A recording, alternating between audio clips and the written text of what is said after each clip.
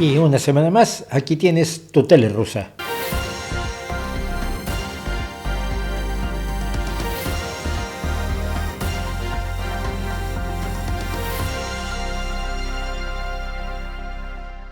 Como siempre, recuerdo que tu tele rusa es una cortesía de Julia Davis, reportera de The Daily Beast, que tiene su canal, que recomiendo muchísimo, de YouTube, Russian Media Monitor, el vigilante de los medios rusos, y ella ve la televisión rusa hacia algunas elecciones, y nosotros tomamos pequeñísimos trozos de las elecciones que hace Julia Davis para contarles a ustedes qué es lo que se le está diciendo a los rusos dentro de Rusia respecto de la guerra que inició Vladimir Putin el 24 de febrero de 2022.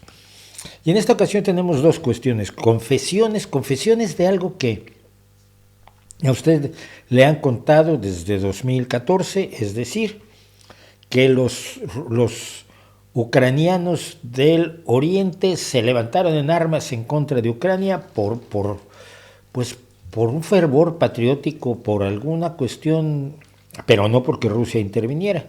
Vamos a ver cómo hoy reconocen que no fue así.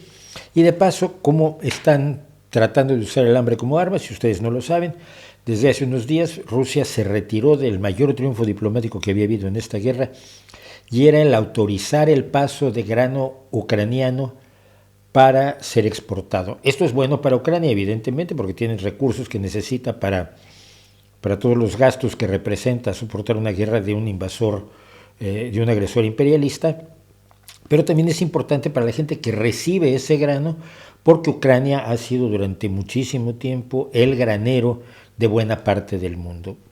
Y pues ahora Putin ha decidido que todos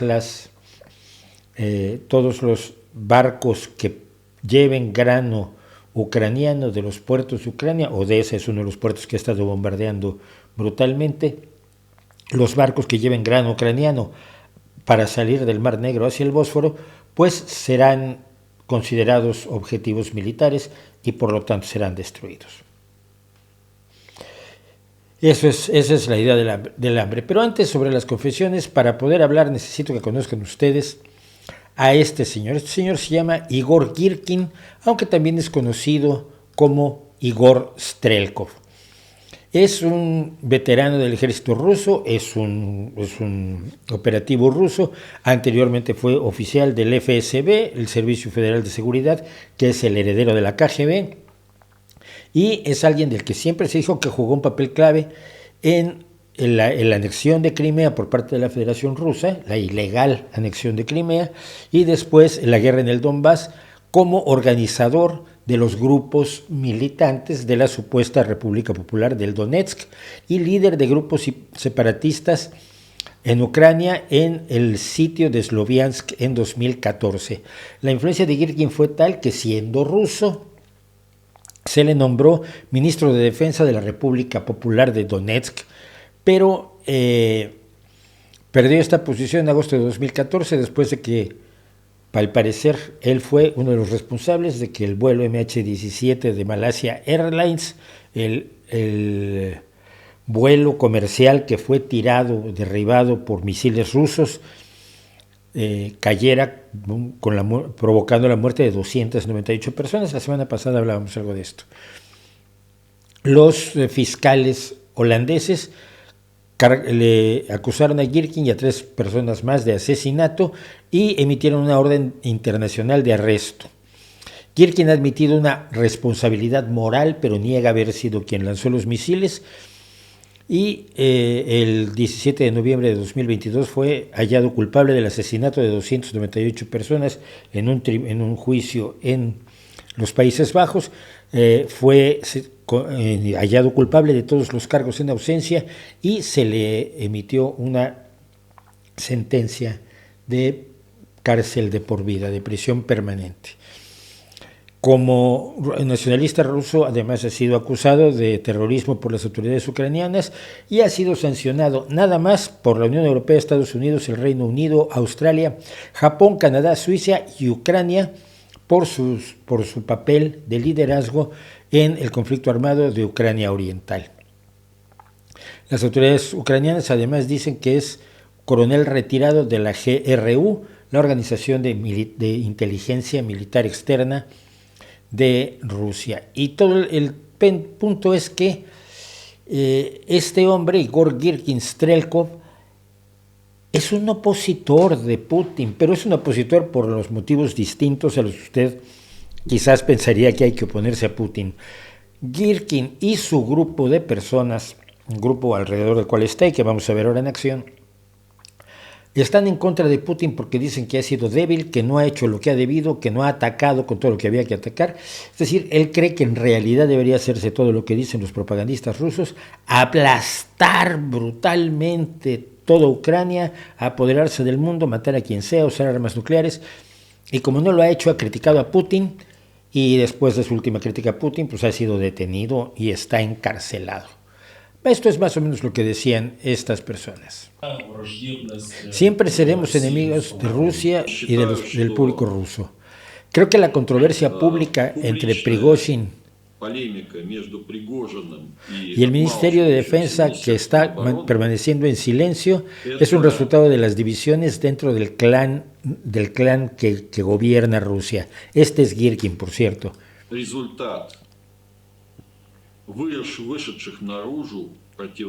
Que están diferencias que están apenas apareciendo. La participación en los hechos de 2014 me obligaron a entender lo principal, dice otro de los miembros de su grupo de patriotas enfurecidos, que es el club de Girkin. Lo que importa no son las intenciones, sino las capacidades. ¿Cuál es su punto de vista político?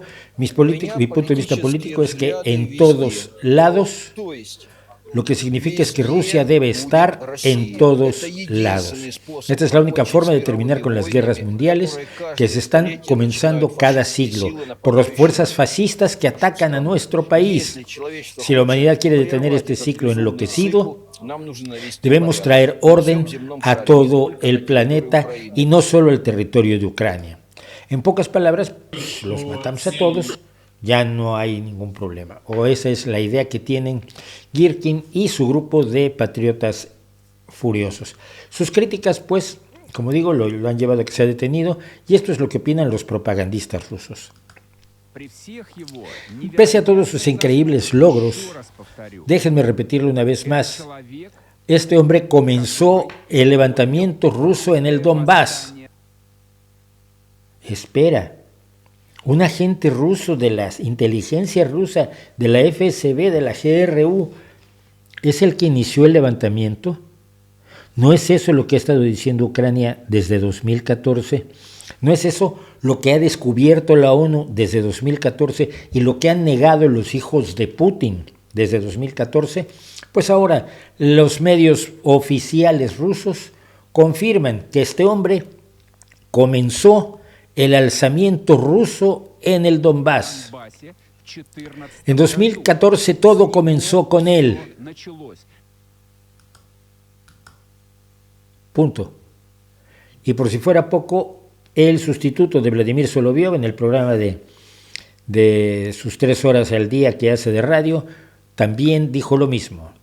Deberías estar pidiendo perdón durante los últimos 20 años desde el Donbass, donde estuviste acechando entre 2014 y 2015. Y esa es la situación. Tenemos al señor Girkin en la cárcel y tenemos la confesión de los medios rusos de que efectivamente el levantamiento en el Donbass en 2014, después del Euromaidán, no fue espontáneo, sino que fue movido por señores como este, al que consideraban un héroe hasta que habló demasiado en contra de Putin, y debe quedar claro que nadie debe nunca hablar contra Vladimir Putin. Es el tipo de autoritarismo que algunos otros están tratando de promover en distintos países, donde solo haya la voz del líder. No se llama fascismo. Y todos los demás sirven solamente para decir sí, sí señor. Y es contra lo que algunos demócratas, o contra lo que los demócratas en general se oponen. Tienen que ser borrados de la faz de la tierra. Tenemos que destruir Kiev. Estoy de acuerdo. Destruir Lvov. Al menos destruyamos el lugar de estas entregas. hagamos de Odessa la capital si la vamos a perdonar. Perdón, no vamos a perdonar a Odessa. La reconstruiremos después desde cero. Será más fácil así. ¿Qué ya vamos a hacer? Al menos la zona del puerto. Recuerdo que el Teatro de la Ópera debe ser conservado, pero no el resto. La idea, pues, fundamentalmente es que una vez terminado el acuerdo para la exportación de grano, Odessa debe ser destruida, excepto el Palacio de la Ópera, y ya la reconstruirán los rusos cuando hayan conquistado toda Ucrania. En mi opinión... bueno, no, esto aquí saltamos más allá del vamos a destruir toda Ucrania y demás, que es además lo que dicen también la gente de Girkin, de Strelkov, pero aquí tenemos algunas buenas noticias para que no todo sea la guerra y la guerra y la guerra, y este señor Mardan, que es uno de los grandes propagandistas, nos cuenta las buenas noticias rusas. ¿Qué otras noticias buenas hay aquí? En mi opinión, hay más noticias buenas en la declaración del ministro de Salud ruso, Mikhail Murashko. El ministro de Salud describió las aspiraciones de las mujeres de obtener una educación como una práctica errónea. Así es como lo parafrasearon los periodistas. Mikhail Murashko literalmente dijo que las aspiraciones de las mujeres de obtener una educación y desarrollar sus carreras mientras posponen el trabajo de embarazarse y parir es una práctica errónea. Arrochna práctica. Me imagino que eso es. Y otra buena noticia, parece que los niños y los adolescentes van a recibir finalmente, después de todo, una educación patriótica. Ellos van a hablar con los niños y los adolescentes sobre la sagrada operación militar especial. Sagrada. ¿Por qué comenzó y quiénes la están librando? El gobierno finalmente va a dar forma a una imagen real del mundo, el mundo en el que estos niños y adolescentes viven. Esto es fundamentalmente importante. Y claro que es muy importante, porque esos niños y esos adolescentes no suelen ver los programas de Mardan o de Solovyov o de Olga Skabeyeva o de Margarita Simonian, sino que ven YouTube, porque no lo ha podido bloquear del todo Rusia, y cuando ven YouTube ven un mundo distinto de aquel que quieren que se vea, del que cuenta la televisión rusa, y que ahora, por lo que dice como buena noticia Mardan, pues ahora se indoctrinará a los niños para que no le crean esas cosas y solo le crean al jefe Vladimirovich Putin, y eso es una buena noticia. Como buena noticia considera esto que es una actitud absolutamente de hacker infantil. Pero bueno, esta es la otra buena noticia. Podemos escupir sobre las... Me salté aquí una cosa que era mucho más importante. No, perdón, empezamos aquí. La plataforma de vídeo doméstico rusa RuTube ahora exhibe varias superproducciones estadounidenses, superblockbusters producidos por Netflix, a menos que esté equivocado. Esto no es divertido ni trivial. Podemos escupir sobre las leyes de las patentes y los derechos de autor. No valen leyes en lo referente a Rusia. Hay solo una ley, la regla del poder, la regla del vencedor, los derechos de aquel que gana la guerra. Cuando ganemos, escribiremos nuevas reglas, declararemos el fondo dorado de Hollywood y todas sus producciones cinematográficas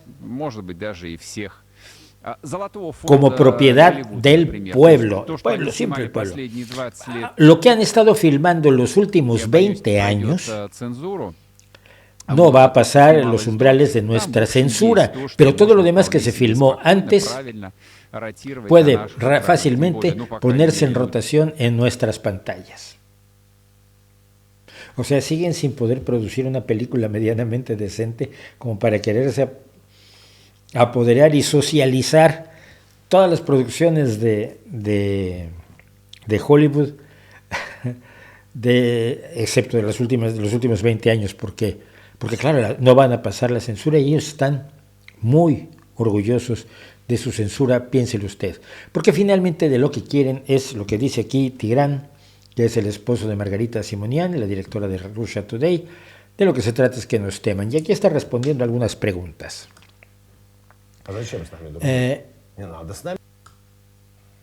Ansar escribe, Tigran Edmanovich, ¿qué crees que debe ocurrir para que los políticos occidentales determinen que deben ser amigos de Rusia?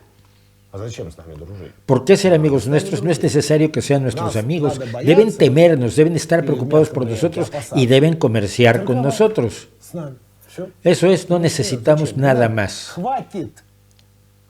Dejen de desear y tratar de gustarles a quienes les desagradamos y nunca les vamos a gustar. No hay necesidad para qué. Y este es probablemente uno de los más repugnantes temas recurrentes en la propaganda rusa, en la propaganda del Kremlin, porque todo esto depende directamente del Kremlin. La idea de que todos los seres humanos fuera de Rusia odiamos a Rusia y a los rusos. No, probablemente a Putin sí, y probablemente a las bestias torturadoras que destrozaron Bucha y Mariupol y torturan niños y bombardean niños y asesinan civiles brutalmente. Pues sí, probablemente no les tengamos mucho cariño, no nos gusten. Pero aplicarle eso a todo el pueblo ruso solo se hace con la idea de lograr una sensación de sitio de nosotros contra ellos que cierre la posibilidad precisamente a la comprensión y a la amistad, porque si usted conoce rusos como conozco yo, no son menos simpáticos que nadie, ni mucho menos. Simple y sencillamente que tienen, como otras muchas personas, como otros muchos pueblos en el mundo, pues algunos líderes que no son absolutamente nada recomendables. Así que pues eso ha sido su tele rusa de hoy, la tele rusa dedicada precisamente a las confesiones sobre cómo empezó el levantamiento en Donetsk y Lugansk, que dio origen a una guerra horrible de 8 años, que a su vez da origen a la guerra que estamos viviendo ahora, y cómo el uso del hambre como arma está allí presente. Y una cosa que me extraña muchísimo, hay gente que se quejó mucho de las sanciones a Rusia, hay gente que se ha quejado mucho de los bloqueos económicos a distintos países en distintos momentos, pero ninguno de ellos, hasta hoy, ha levantado la voz en contra del bloqueo del grano ucraniano, que va no solo a perjudicar a Ucrania, que por supuesto la va a perjudicar, y como objetivo de guerra quizás sería hasta entendible, pero va a afectar a millones de personas que dependen de las cosechas ucranianas para su supervivencia. Y no veo a los que se quejaban antes de otros embargos y de otras sanciones quejarse de esta. Pregúntese usted por qué y nos vemos en la próxima.